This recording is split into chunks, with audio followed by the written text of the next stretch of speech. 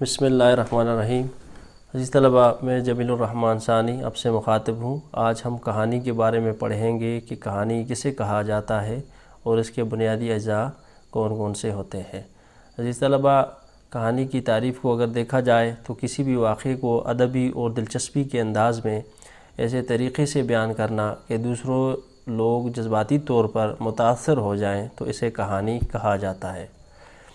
کہانی کے آغاز کو اگر دیکھا جائے تو یہ معلوم کرنا بہت مشکل ہے کہ پہلی کہانی کب، کہاں اور کس نے کہی، لیکن کہانیوں کے معلوم ذخیرے کی روشنی میں کہا جا سکتا ہے کہ دنیا کی قدیم ترین کہانی قبل مسیح مصر میں لکھی گئی۔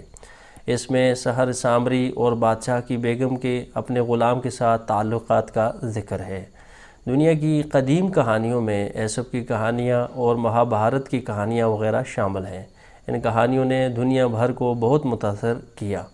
عزیز طلباء، کہانی کے مراحل کو دیکھا جائے تو کہانی کے 3 مراحل ہوتے ہیں جن میں آغاز، وسط اور انجام شامل ہیں۔ آغاز کہانی کے اس حصے میں کرداروں کا تعارف کرایا جاتا ہے جو آئندہ کہانی کی پیشکش میں اپنا اپنا کردار ادا کرتے ہیں۔ وسط یہ کہانی کا وہ حصہ ہوتا ہے جہاں کردار یا کرداروں کے ساتھ کوئی مسئلہ پیش آتا ہے۔ اسی معرکہ بے مرجع میں وہ تقدیر و تدبیر سے ہم آہنگ ہوتے ہوئے کہانی کو آگے بڑھاتے ہیں۔ انجام کہانی کے اس حصے میں پہنچ کر آخرکار مسائل کا حل مل جاتا ہے۔ کہانی کے آغاز سے انجام تک غیر منقطع دلچسپی پیدا کرنے اور اشتیاق برقرار رکھنے کی کوشش کی جاتی ہے تاکہ کہانی اپنے فطری انداز میں آگے بڑھتے ہوئے اپنے منطقی انجام تک پہنچ سکے۔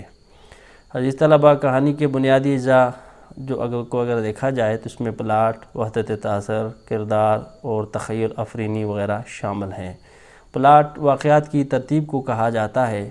پلاٹ کہانی کا بنیادی حصہ ہوتا ہے جو کہ کہانی کو آغاز سے لے کر انجام تک مربوط رکھتا ہے۔ اسی طرح وحدت تاثر کو اگر دیکھیں تو کہانی کے آغاز سے انجام تک ایک ایسا تاثر قائم رکھنا کہ قاری کی دلچسپی قائم رہے وحدت تاثر کہلاتا ہے۔ یہ بھی کہانی کا بنیادی جزو ہوتا ہے۔ عزیز طلباء، کردار بھی کہانی کا حصہ ہوتے ہیں، تو وہ اشخاص قصہ جو کہانی کو آگے بڑھاتے ہیں کردار کہلاتے ہیں۔ کردار کسی بھی کہانی کا لازمی جزو ہوتے ہیں، اس کے بغیر کہانی آگے نہیں بڑھ سکتی۔ عزیز طلباء، تخیل افرینی کسی بھی کہانی میں تخیل کو ہونا بھی از حد ضروری ہوتا ہے۔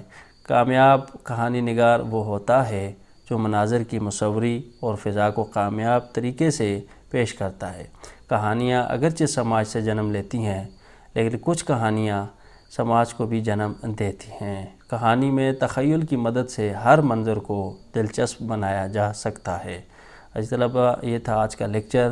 انشاءاللہ آئندہ ایک نئے لیکچر کے ساتھ دوبارہ ملیں گے۔ تب تک کے لیے اللہ حافظ۔